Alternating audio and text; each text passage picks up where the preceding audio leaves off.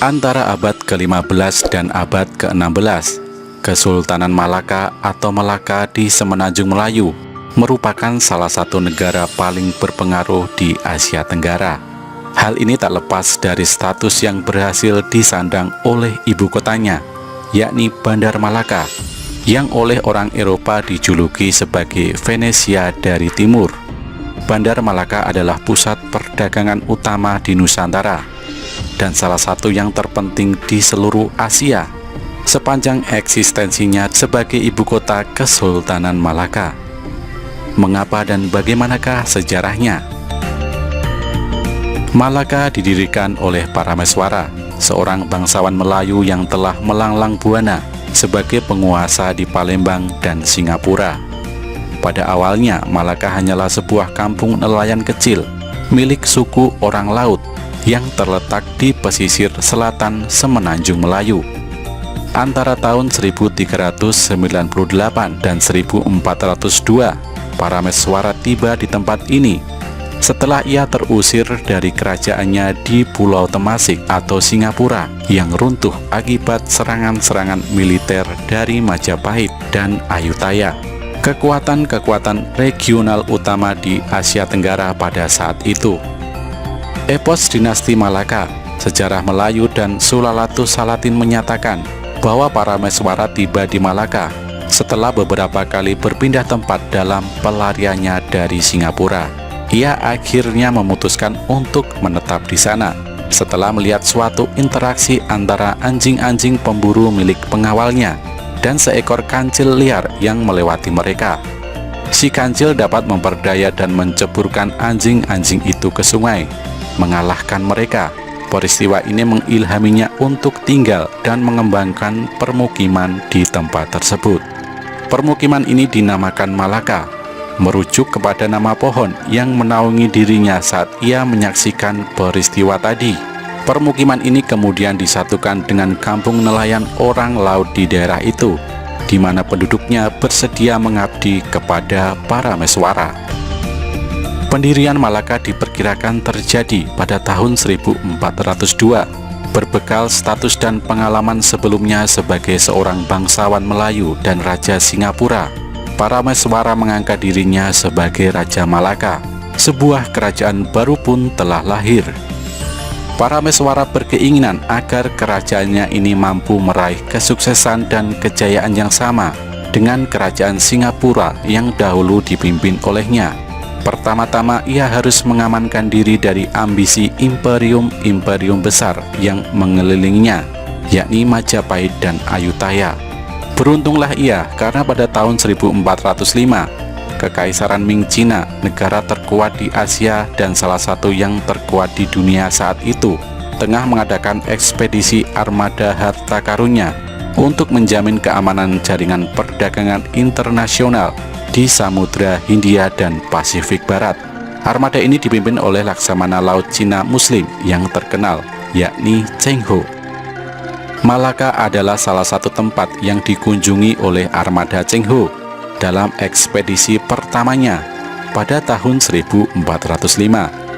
Sebelumnya, Cina sudah pernah mengirim misi perutusan pimpinan Yingqing ke Malaka pada tahun 1403. Yingqing melaporkan bahwa saat itu Malaka masih merupakan sebuah negara kecil yang tidak penting. Ia juga menyatakan bahwa kerajaan Malaka adalah negara bawahan dari kerajaan Siam atau Ayutthaya, di mana ia diwajibkan mengirim upeti tahunan berupa 40 tahil emas. Ini menunjukkan bahwa pada masa awal berdirinya, Malaka belum mempunyai kekuatan dan pengaruh yang cukup untuk melawan salah satu imperium tetangganya, sehingga terpaksa menjadi vasalnya. Kedatangan armada Cheng Ho dimanfaatkan dengan baik oleh Parameswara, di mana ia segera menawarkan Malaka untuk menjadi negara naungan dari Kekaisaran Ming. Hal ini dilakukannya agar apabila salah satu kerajaan tetangganya datang menyerang, mereka harus berpikir dua kali, karena Malaka telah mendapat perlindungan dari China. Selain itu, hubungan dengan China juga mampu meningkatkan wibawanya, karena Kekaisaran China merupakan sebuah negara besar yang oleh penduduk Asia Timur dan Asia Tenggara saat itu dipandang sebagai pusat dunia. Setelah resmi mendapatkan status sebagai negara naungan, Parameswara dengan menumpang armada Chenghu pada tahun 1411 mengadakan kunjungan ke Nanjing yang merupakan ibu kota Kekaisaran Ming pada saat itu untuk menghadap Kaisar Cina, yakni Yongle. Parameswara didampingi oleh keluarga dan pengikutnya yang berjumlah 540 orang dan diterima dengan baik oleh Kaisar Yongle. Meskipun secara resmi Malaka berstatus sebagai negara naungan Cina, namun dalam prakteknya ia adalah negara yang berdaulat. Kaisaran Ming tidak menempatkan suatu garnison militer di Malaka dan negara naungan lainnya, melainkan hanya mendirikan guancang atau gudang penyimpanan barang-barang dagang. Gudang-gudang ini dikelola oleh sejumlah pejabat Cina yang dilantik oleh Laksamana Chenghu sebagai perwakilan resmi Kekaisaran Ming. Keberuntungan rupanya masih berpihak kepada Parameswara. Pada tahun 1404, Kerajaan Majapahit di Jawa yang kala itu membawahi banyak negara di Nusantara terjebak di tengah perang saudara yang destruktif. Perang ini yang dinamakan Perang Paregreg berlangsung selama kurang lebih 2 tahun antara 1404 sampai dengan 1406 dan menghancurkan kekuatan Angkatan Laut Majapahit yang telah dapat mengamankan sebagian besar Asia Tenggara, kepulauan dari dominasi Kekaisaran Yuan Mongol di utara, dan menyatukan wilayah itu ke dalam satu mandala besar yang berpusat di Pulau Jawa. Perang Paregreg dimanfaatkan oleh sejumlah vasal Majapahit di luar Jawa untuk melepaskan diri. Mereka merasa bahwa tak ada gunanya lagi untuk bernaung di bawahnya. Serupa dengan Malaka, mereka menawarkan diri kepada armada harta karun Chenghu yang tengah berkunjung untuk diakui sebagai naungan Kekaisaran Ming. Di antara negara-negara ini adalah Brunei di Kalimantan dan Aru di Sumatera, yang berkat intervensi Ming berhasil lepas dari Majapahit pada tahun 1408. Kerajaan Malaka di bawah Parameswara juga memanfaatkan melemahnya pengaruh Majapahit untuk melancarkan perluasan kekuasaan. Ia menaklukkan sebagian besar wilayah Johor yang meliputi Ujung Tanah, Batu Pahat, Muar, Pagoh dan Segamat, dan Selangor yang meliputi Kelang dan Linggi. Ia juga berhasil merebut kembali Singapura. Majapahit tak mampu melakukan apa-apa untuk membalas hal ini, karena selain kekuatannya belum pulih akibat Perang Paregreg, ia juga mengetahui bahwa Malaka telah mendapat perlindungan dari China. Sebaliknya muncul reaksi berbeda dari tetangga Malaka di utara. Kerajaan Ayutthaya justru menanggapi ekspansi Malaka dengan menyerangnya. Ia melihat Malaka sebagai vasal yang memberontak. Antara tahun 1409 dan 1456, Ayutthaya diketahui berkali-kali menyerang Malaka, baik dalam wujud ekspedisi militer ataupun serangan penjarahan. Ini menimbulkan amarah Kaisar China yang pada tahun 1431 mengirimkan surat bernada ancaman kepada Raja Siam atau Boromaraca Tirat II untuk menghentikan permusuhannya dengan Malaka. Intervensi China berhasil meredakan permusuhan Ayutthaya dan Malaka secara berangsur-angsur, yang kemudian berubah menjadi hubungan perdagangan yang baik. Perdamaian ini menunjukkan besarnya wibawa Kekaisaran Ming China sebagai negara terkuat dan paling berpengaruh di Asia pada abad ke-15. Awal perkembangan Malaka sebagai pusat perdagangan internasional dimulai sekitar tahun 1409 sampai 1414. Tom Peirce dalam Suma Oriental mencatat bahwa kala itu Raja Malaka menghubungi Raja Jawa atau Majapahit dan mengutarakan keinginannya untuk mengembangkan pelabuhan Malaka. Parameswara menyatakan bahwa untuk mencapai hal itu, ia harus menarik orang-orang Jawa yang merupakan kaum dagang paling dominan di Nusantara pada abad ke-15. Saat itu pedagang-pedagang Jawa lebih suka singgah di pelabuhan Pasai di Sumatera, yang merupakan pusat perdagangan utama di Selat Malaka sejak akhir abad ke-13. Raja Jawa Wikramawardhana mengabulkan keinginannya, namun ia menyatakan bahwa Parameswara harus turut meminta izin kepada Raja Pasai. Sejak lama pedagang Jawa telah mendapat perlakuan istimewa dari Kerajaan Samudra Pasai yang tidak memberlakukan pungutan pajak kepada mereka. Samudra Pasai sendiri kala itu tengah menikmati puncak kejayaannya di bawah pimpinan Sri Ratu Nahrasya. Parameswara menuruti permintaan Wikramawardhana.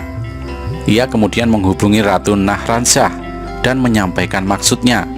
Sang ratu bersedia mengabulkan keinginannya itu dengan satu syarat, yakni agar Parameswara mau memeluk Islam terlebih dahulu. Raja Malaka itu setuju dan ia pun menjadi seorang Muslim. Ia menikahi seorang putri dari Pasai untuk mempererat hubungannya dengan kerajaan itu. Kemudian mengganti nama gelarnya menjadi Sultan Iskandar Shah. Sebagian besar penduduk Malaka mengikuti jejak rajanya, di mana mereka berbondong-bondong memeluk Islam dengan sukarela. Fenomena ini nantinya menjadi tren di banyak kerajaan Nusantara ketika Islam semakin berkembang pesat dalam abad-abad berikutnya.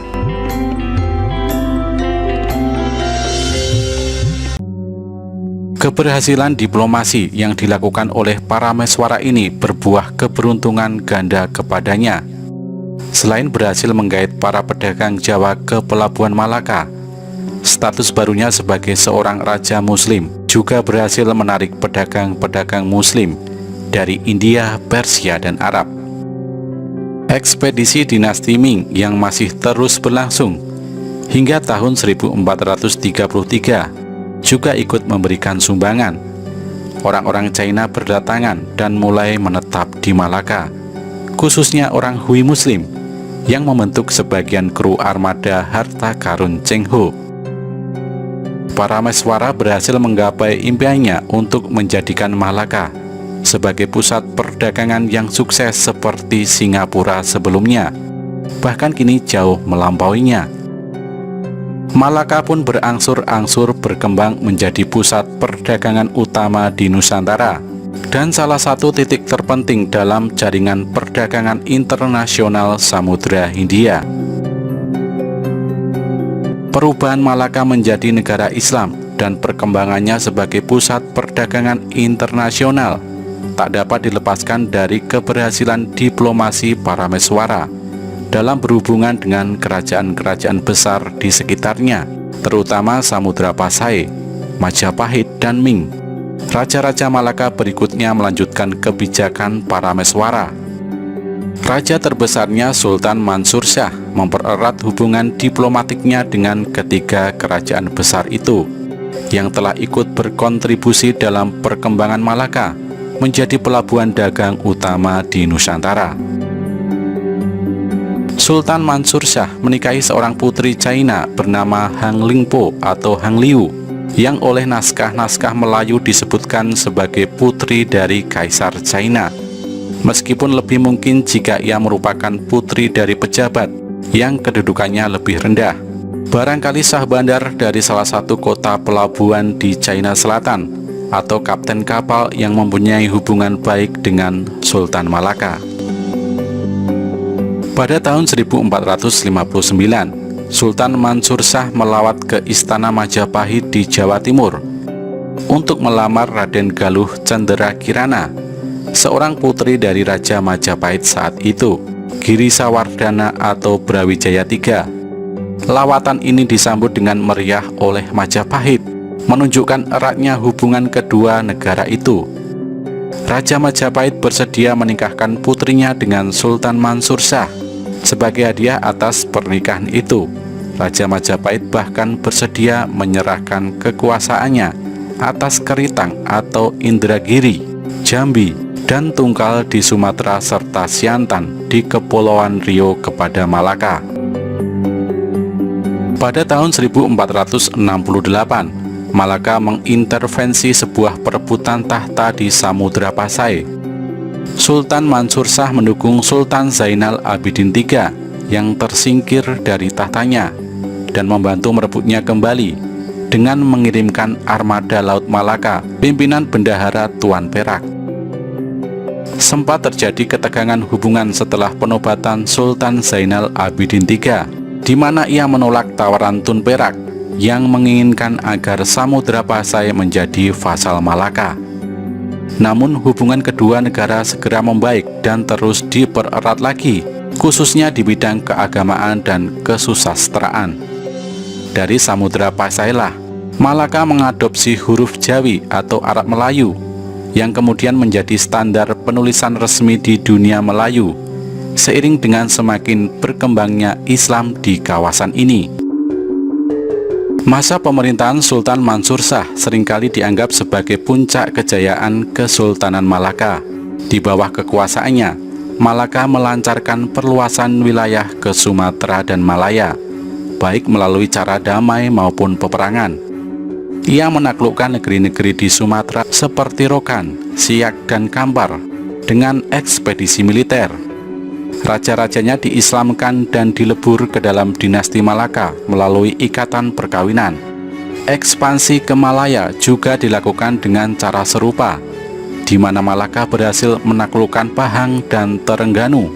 Sementara Indragiri, Jambi, dan Tungkal, seperti telah disinggung sebelumnya, berhasil didapatkan dengan cara damai melalui hubungan pernikahan dengan Majapahit. Pada masa kekuasaan Sultan Mansur Shah pula hidup Hang Tuah, seorang tokoh dalam sejarah Melayu yang sangat dihormati oleh banyak orang Malaysia dan Indonesia modern. Ia menjabat sebagai laksamana dan utusan resmi Kesultanan Malaka yang telah melanglang buana ke banyak negara asing. Ia merupakan salah seorang pengiring Sultan Mansur Shah dalam lawatannya ke Majapahit. Dengan menahkodai kapal gali kebesaran Malaka, yakni Mendam Berahi, Hang Tuah telah melakukan lawatan diplomatik ke berbagai negara, dari kerajaan Ryukyu di Jepang, Majapahit, hingga ke Maharajaan Wijayanagara di India. Hikayat Hang Tuah bahkan menyatakan bahwa ia pernah pula berkunjung ke Mesir atau Kesultanan Mamluk dan Rum, Kesultanan Turki Utsmani, pusat-pusat peradaban Islam di Timur Tengah, di mana ia menyempatkan diri untuk singgah di Mekah dan Madinah, kota-kota paling suci bagi umat Islam. Berkat kemampuannya sebagai diplomat ulung inilah, Hang Tuah berhasil mempererat dan memperluas hubungan diplomatik Malaka dengan banyak kerajaan berpengaruh di sepanjang jalur perdagangan Samudra Hindia dan Pasifik Barat. Dampaknya Bandar Malaka menjadi semakin ramai. Bertambah banyaklah bangsa asing yang berdagang di kota itu. Orang Tagalog dari Kerajaan Tondo di Pulau Luzon, hingga orang Somali dari Kesultanan Ajuran di Tanduk Afrika. Semuanya memiliki pos dagang dan permukiman khusus yang ditata dengan sedemikian rupa dan dijamin keamanannya oleh pemerintah Kesultanan Malaka. Pada tahun 1500, populasi total Bandar Malaka diperkirakan telah mencapai 100.000 orang. Setiap hari kota pelabuhan ini dikunjungi oleh 2.000 kapal yang datang dari berbagai arah. Mereka memperdagangkan beragam produk, terutama rempah-rempah, teh, serta barang-barang keramik dan tekstil. Ketika orang Portugis tiba untuk pertama kalinya di Malaka pada tahun 1509, mereka menyaksikan sebuah kota yang sangat besar dan megah, dengan masyarakat kosmopolitan yang saling berinteraksi dalam 80 bahasa. Wajar apabila Portugis kemudian mengincar Malaka sebagai sebuah titik penting yang harus dikuasai untuk memperluas dominasi mereka dalam jaringan perdagangan Samudra Hindia. Jadi bagaimana Malaka bisa menjadi pusat perdagangan utama di Nusantara? Kemampuan diplomasi yang mumpuni dan sedikit keberuntungan, itulah jawabannya.